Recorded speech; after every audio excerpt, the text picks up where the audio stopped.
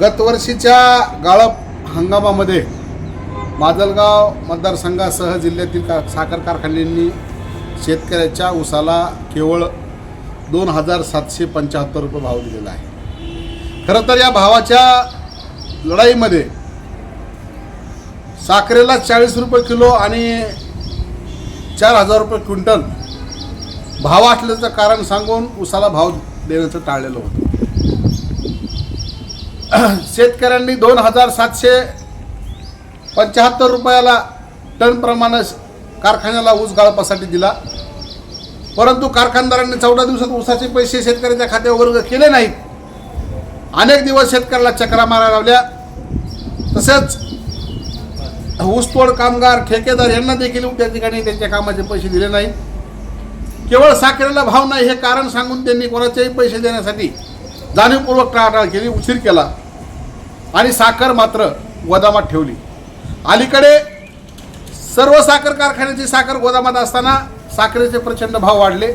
आज साखर 75 रुपये किलो म्हणजेच 7,500 रुपये क्विंटल या प्रमाणात जात आहे।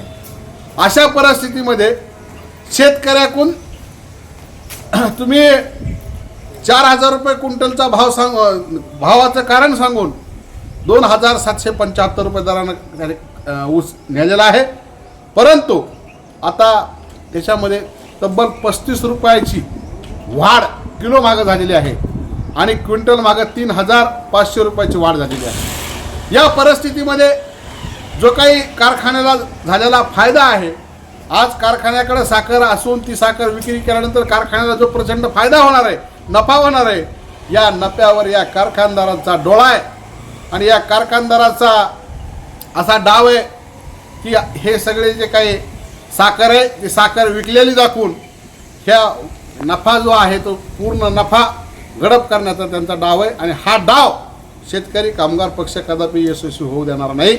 कारण आमचं म्हणणं आहे की जर साखर 40 रुपये होती म्हणून आम्हाला तुम्ही त्या ठिकाणी 2,775 रुपये भाव दिला, आज साखरेचे भाव प्रचंड वाढलेले आहेत। त्या ठिकाणी 75 रुपये किलो साखर झालेली आहे, म्हणजे 7,500 रुपये क्विंटल झालेली।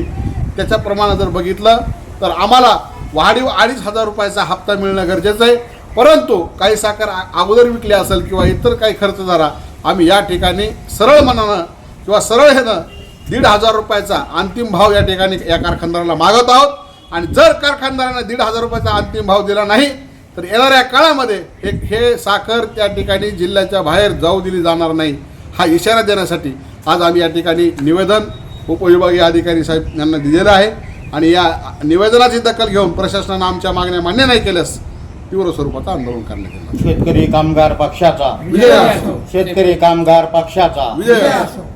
किती मिनिटं